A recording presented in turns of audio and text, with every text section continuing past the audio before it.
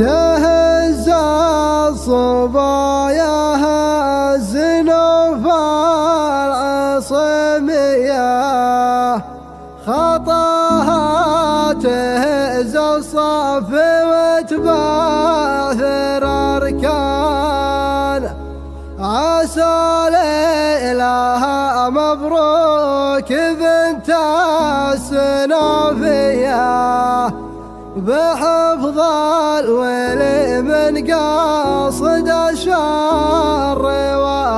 وأعوان على العز يعذب البيوت الحماوية قبل يقصد الشعر وصح الله لسانه جميع آدمي لا شاش يذكر عزاوية ويزداد عزه لا طرف طيب عمان سلامي على عقى النجوم السماوية مجمل حلاها نظم شعري وقفانه لنوف العصم طلة غير عادية تفوق البحر بزين لؤلؤ ومرجان تهز الصبايا الزنوف العصمية خطاها تهز صبي وتباثر الكان لها أمي فارق صيتها في سنة ضيع ذكرت محمد والعز ما خاف نشان عسى ليلها مبروك بنت السنافية بحفظ الولي من قاصد الشر وأعوان عروس لها بالحسن قبله وماريا ولها عزوة بالمجد حطهم لهم خان أخوها حمد قاد الحرارة النداوية يهز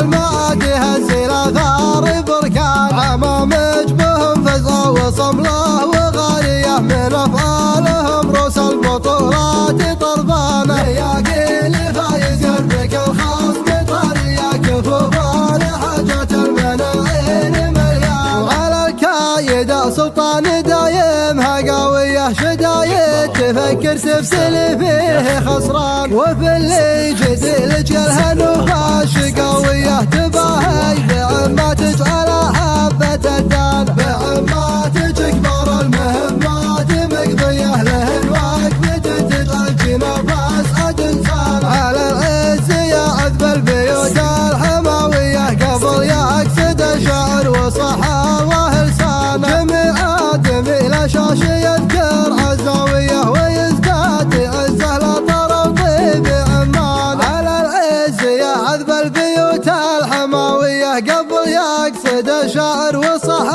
الله لسان جميع آدمي لا شاش يذكر عزاوية ويزداد عزه لا طرف طيب عمان سلامي على عقى النجوم السماوية مجمل حلاها نظم شعري وقفانه لنوف العصم طلة غير عادية تفوق البحر في زين لؤلؤ ومرجان تهز الصبايا الزنوف العصمية خطاها تهز صبي وتباثر الكان لها أمي فارق صيتها في سنة ضيع ذكرت محمد والعز ما خاف نشان عسى ليلها مبروك بنت السنافية بحفظ الولي من قاصد الشر وأعوان عروس لها بالحسن قبله وماريا ولها عزوة بالمجد حطهم لهم خان أخوها حمد قاد الحرارة النداوية يهز